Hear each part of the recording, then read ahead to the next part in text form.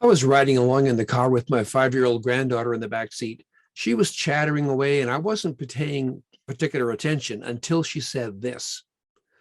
My friends asked me to be their boss. I said yes. So now I'm the boss. And I had to chuckle. Wow, that sounds a lot like politicians I know today on both the left and the right side of the political spectrum. Welcome to this deep dive regarding power and influence in leadership. This is a very important subject these days as we're having abundant examples of leaders using power. It's a perfect opportunity for us to think deeply about the relationship between leadership and power. In fact, leadership is a lot like dynamite. It can make things happen, but you can cause a lot of damage. Now, if I was to ask you for a quote regarding power, you most likely would make the one coined by Lord Acton.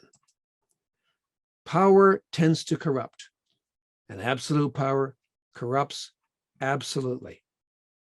And history is full of examples that illustrate this truth, including Christian leaders.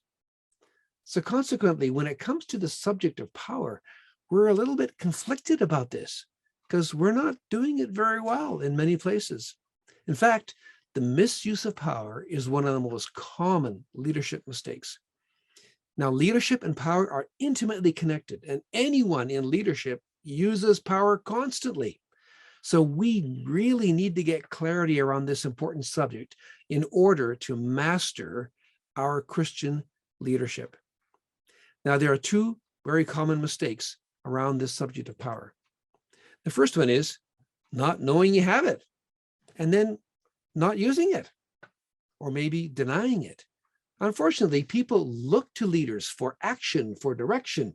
And when you don't step up, they wonder, well, why not? You've got the power.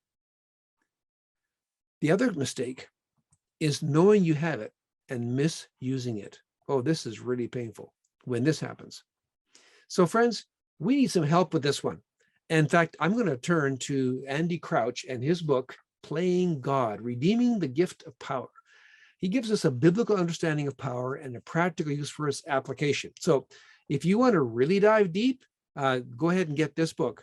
Now, it actually pairs with another of his books called Culture Making. And here he talks about the mandate from our Creator to make the world beautiful, to create an abundance of good. And power is the ability to do just that.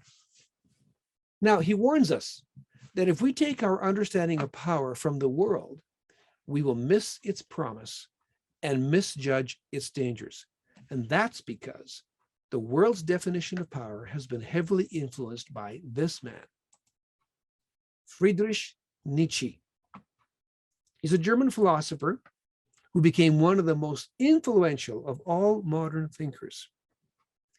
He attempts to unmask the deep motives that underlie all traditional Western religion and morality and philosophy, and he has succeeded in deeply affecting generations of theologians and philosophers, psychologists, poets, novelists, playwrights. It's everywhere, folks. And unfortunately, he has a very cynical view of power. It's become the contemporary view of power. And he sees it primarily as a contest of wills. Nietzsche and others see power as essentially coercion.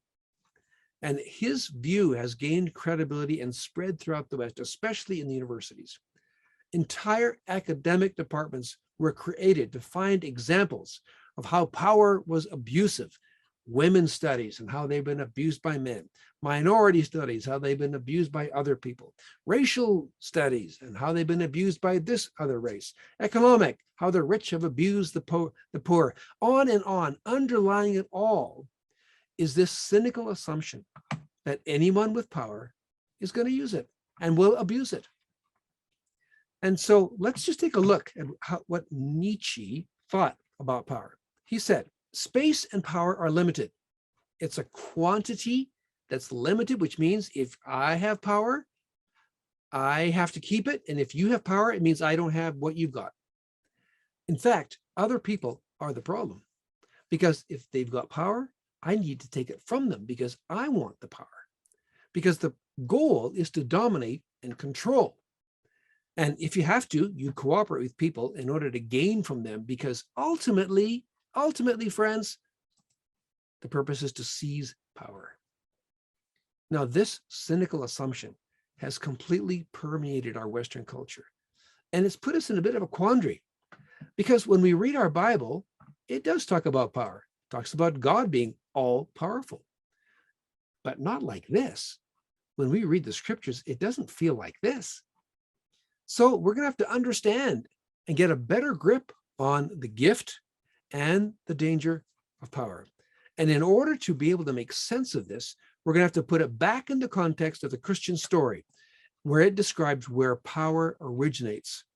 We, friends, we need a better theology around power. And I'll begin to help us build that understanding in the next video.